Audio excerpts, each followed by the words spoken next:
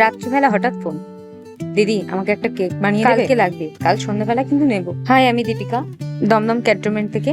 আমি ঘরে বসে ছোট্ট একটা হোম বেকারি চালাই। রাত্রিবেলা আমাকে হঠাৎ ফোন করে বলে, দিদি আমাকে একটা কেক বানিয়ে দেবে? কালকে কিন্তু নেব। সকালবেলা উঠেই লেগে পড়লাম কেকের কাছে। প্রথমে মেয়েকে ঘুম থেকে তুলে তাকে রেডি করিয়ে খাইয়ে দিয়ে পড়তে বসিয়ে দিয়েছি। তারপরে কেকটা অর্ডার করার সময় শুধু বলেছিল কেকটা কিন্তু ম্যাঙ্গো ফ্লেভার হবে। আমি বললাম তার ডিজাইন, বলো তোমার মতো তুমি পছন্দ করে একটা ডিজাইন দিলে সেটাতে একটা আলাদা চাপ থাকে, কিন্তু ডিজাইন না দিলে তখন অন্যরকম চাপ থাকে।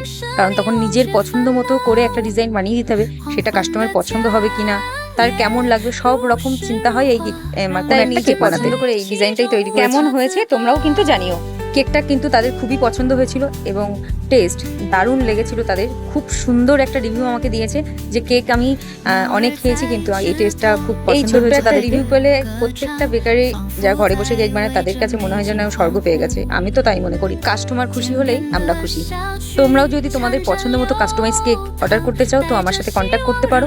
আমার ফেসবুক ভেলভেট টুইস্ট পেজটাকে ফলো করতে পারো এবং ইউটিউবেও ভেলভেট টুইস্ট চ্যানেলটাকে সাবস্ক্রাইব করে রাখতে পারো। কেক সম্পর্কে কিছু জানতে চাইলে আমাকে অবশ্যই মেসেজ বা কল করে জানতে পারো। ভিডিওটা কেমন লাগলো অবশ্যই জানাবে। ভিডিওটা ভালো লাগলে একটা লাইক, কমেন্ট এবং শেয়ার করে চ্যানেলটার পাশে থেকো।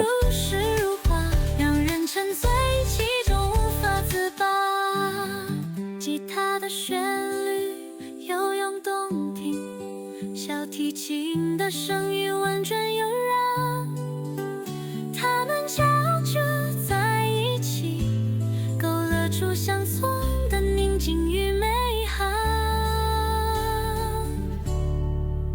宁静的相见，和谐的画面，让人心会使你忘却烦恼。黄昏的天。